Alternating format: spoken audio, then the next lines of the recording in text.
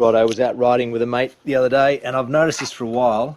This tyre goes flat, and it really is getting under my skin. So what we're going to do, we're going to pop this up to about 40 psi, and I'll show you how to work out where the problem is coming from.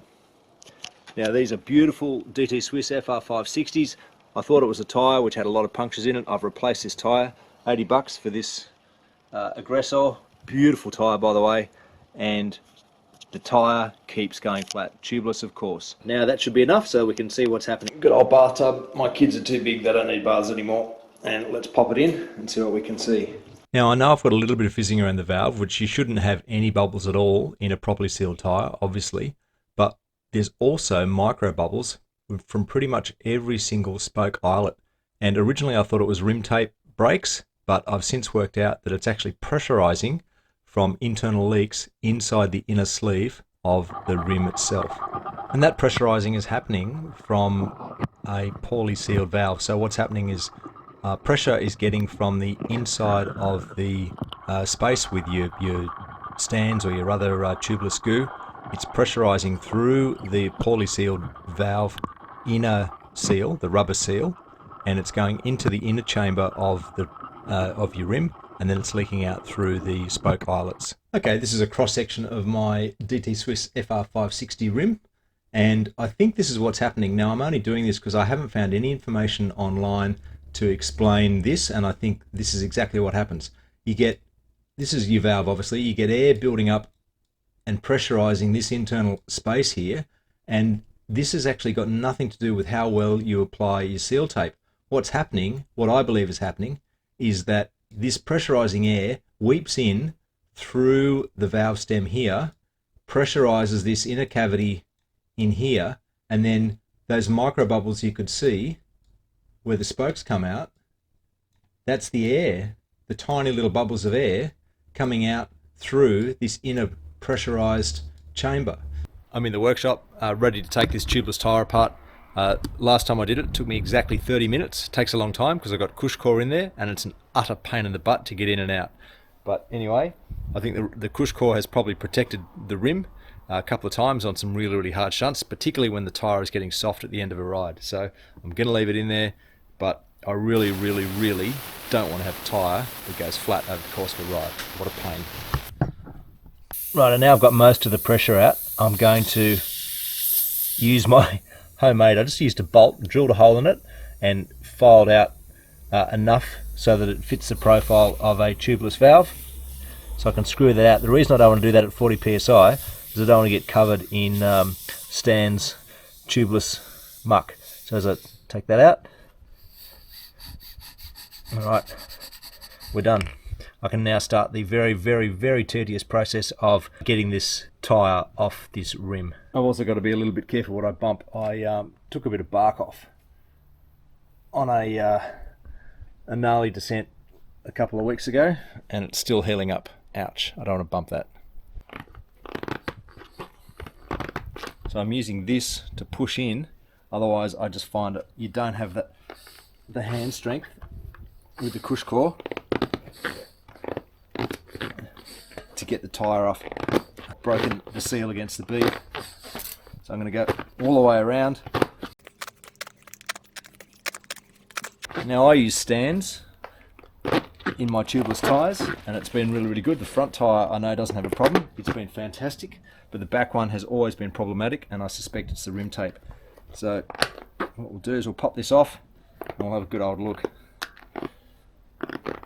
And I've probably got about 60 to 70 mils of goop in here, and that's always the question: how much do you put in there? And I don't know if I've got the right answer, but that's how much I've got in there. But I don't think any more will have sealed this up. Here we go. It's coming off pretty easily because, as I said, this tyre is brand new. It's got 30 k's on it. I did a ride just last weekend and stopped twice to fill up the tyre because it was going flat. Alright, so you can see that Cushcore 29 Pro, and there's the remnants of my stands in the bottom of the tyre. Alright, let's get this off, clean it up. Now, I'm not doing this to recycle this stuff, I'm doing this so that it doesn't make a mess on the bricks. So the next step is to get this bloody Cushcore out.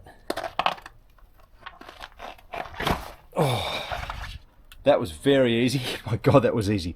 That took me about 15 minutes last time, and it's because it's only just gone in. But anyway, that, ladies and gentlemen, is Cushcore, or any other type of rim protector. Alright, let's have a look at the inside of this tyre. There's a little bit more muck to clean up from the bottom of some old stands. I sucked that out, get some new rim tape on, and we'll have a look at the old rim tape. Rightio, let's have a look at this rim tape. So this would have been OEM, and it's pretty beaten up, and I'd say that somewhere there's going to be a break in this rim tape.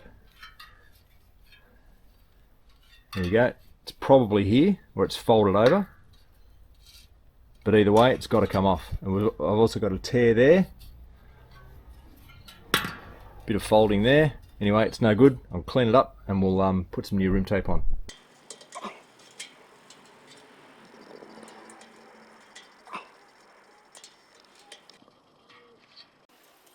Yeah, I think this rim tape is at end of life. Right, just some metho. Gonna give this thing a bit of a clean.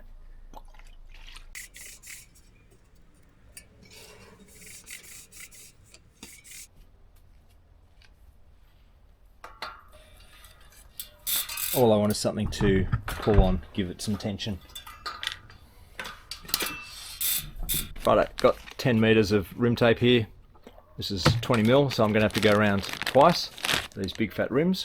So that's my start point there. It's got an easy pull tab on it, so I'll cut that off. You just need a pair of sharp scissors. There are a million videos on how to apply rim tape, but I hadn't seen any on how to look for leaks in your existing tyre setup. So that's the only reason I do videos, when I can't find something else out there already.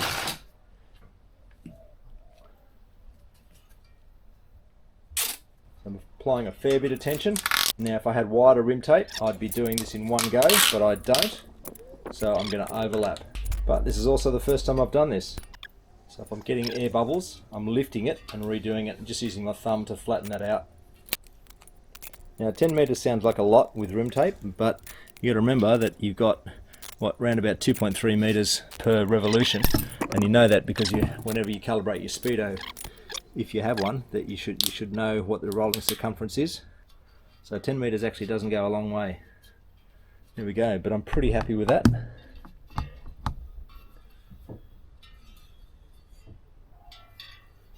Looking pretty good actually.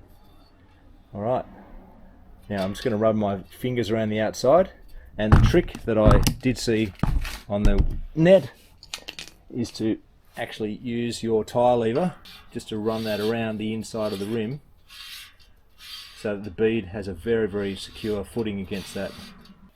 To the other side. I'll start at the valve just so I know where I've finished. Now let's do everything in reverse. Put the tyre on, put the Cushcore in, and fill it up full of goo and do the bath test.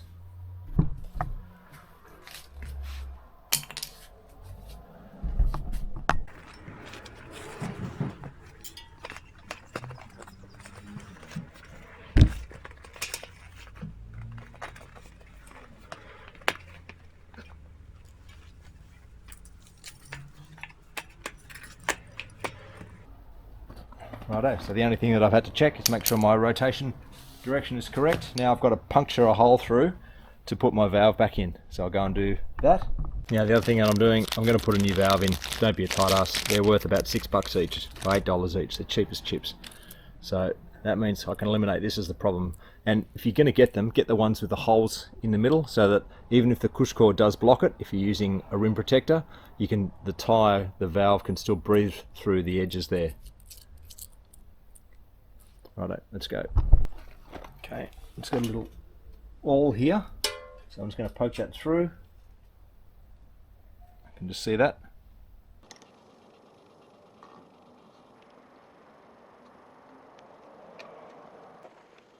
Okay, next trick is to, now that we've got the valve pushed through, is we need to get the Cushcore in, and we need to make sure that the little placement point for the valve is seated in the correct position.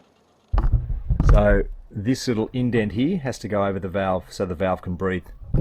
otherwise you can't pump up your tyres very easily.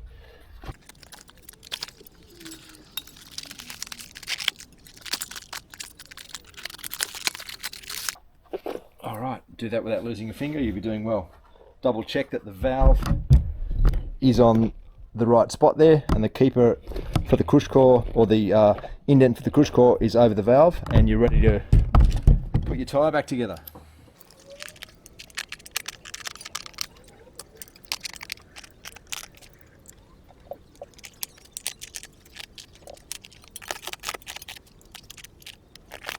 Now if you don't fold down the opposite side and push it in, you're going to have an absolute hell of a time. See, I'm using my fingers to fold it in, and you've got to do it on both sides.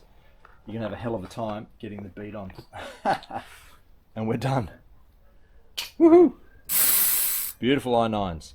Righto, now I'll show you the trick that I use. I've got an air compressor which makes pumping this thing up, popping it, extremely quick and easy.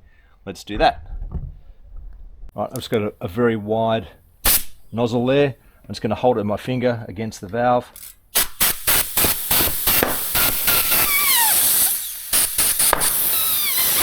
There we go, and we're done. Now I've got to put some more stands in. That's probably, I need about 15 psi, but that is enough.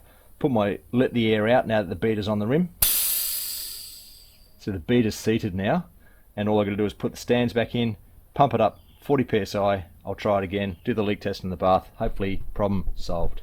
Righto, so this is what I'm using. You can see I've got 40 mils of stands, which is probably not enough, but let's start with that. And I've just got a little bit of silicone tubing.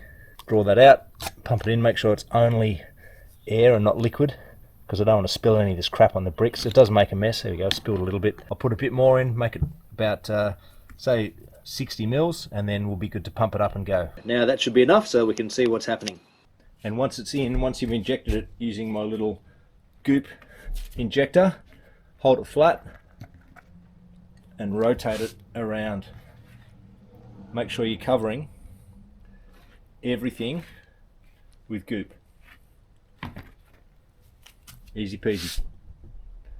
What I've done is I've actually tightened up the nut on my valve reasonably tight.